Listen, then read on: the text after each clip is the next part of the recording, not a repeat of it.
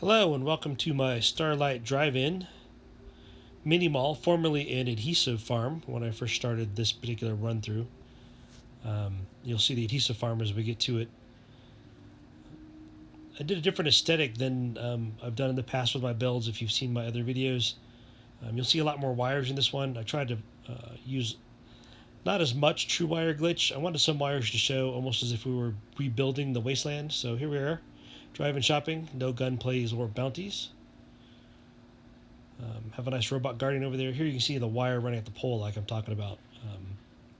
There are a number of ways to hide those wires, but I decided that this time we'd make it look a little more like we're doing what we can with the technology left to us. So burying some wires, drilling holes, running some wires through walls. Here we are, have the robotic guardian to ensure that we're not scavenged or attacked. I did use the rug and or pillar glitch to put these storefronts into the old snack shop, so it looks like they're built in. They are all manned. Moving around the corner here, you can see what I had done with the workbench in my adhesive farm. And yes, the slowly rotating propeller generator is really just for aesthetics. There's a much bigger power source. Over here's the bar, general store. Got the doghouse for when I come with the dog. And then here we are. This used to be the adhesive farm, and then of course my own little personal place. So when I started the playthrough, this was my first settlement. I did not build anything north of here. I let our buddy, who's always giving you missions, have that whole area, and then avoided him ever after that. So I built nothing up at the gas station or the neighborhood. Really just started here at the drive-in. So here's a sitting area. Gave it kind of a warehouse greenhouse look since it was originally built as an adhesive farm. I wanted lots of windows, some of which are broken on purpose. Again, a different aesthetic than my earlier builds. Once you move the radiation barrels from the pond, you scrap those. It's a great place to sink some water purifiers. So early in the game, you can use this to generate some water bottles for caps, purified water for caps. You can farm for adhesive, which is one of the things you're always running short on. Here we go. There's a good view of the kind of greenhouse look. Have a number of workbenches in here. Of course, you're looking at this later in the game, what I've already done. Cleared the robotics area, so I have a robotics workbench, armor, weapons, cook stove. Here's the actual generator for this element in the electrical room. As you can see, the one on top of the roof is really just for looks because clearly that generates more than enough power. By the way, adhesive farms make a great place for former Vault-Tec employees to work. Here's another look at the purifiers.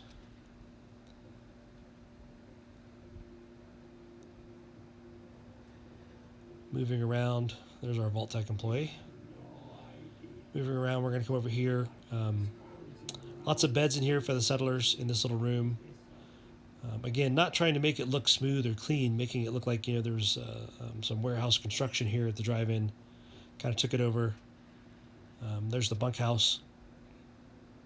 Around the corner here, I'm going to open this door and hit myself with it. Walk over here, you can see what I did with the workbench. So, there's that little shed here at the drive-in. This is now the employees area only. So when I first started this playthrough, this is where I bunked. Had a door lock and everything. Come down here, you can kind of see the workbench. But I think this encloses the workbench in a much better way. It's very aesthetically pleasing. It also keeps scavengers from attacking, making sure that they can't really get to your workbench. Doesn't really do much for the bloat flies. They're still constantly a problem here at the drive-in. But you can see some old sets of armor. You can see the power running right through the roof there for some lights. But this is kind of the deal for this standalone area. Let me close the door here. Got some lights here, give a lighted catwalk walkway. Move back inside. So the plan here, of course, was, early on in the game, this was my initial settlement. It was where I lived. It was my home base. As the game's progressed, I don't really come here much.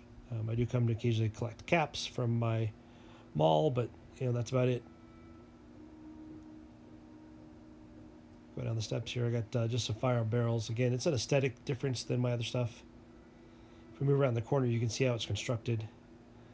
It's really just a bunch of concrete around the pond or pool in the middle, and then cantilevered out from a warehouse. You can see all the broken glass because it's the wasteland, so you don't want it to look perfect, right? There we go. Spotlight, laser turrets, everything it needs to protect itself when I'm not around. Got a place for my cows.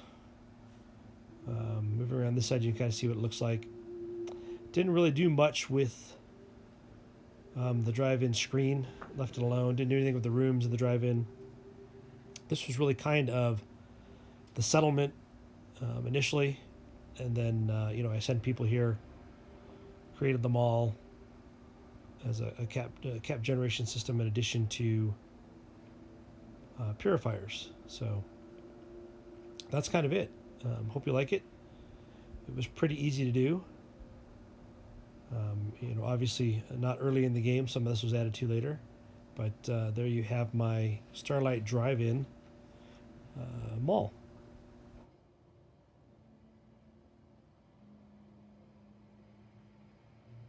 I gotta be honest with you, I feel more comfortable with a rocky ceiling above my head.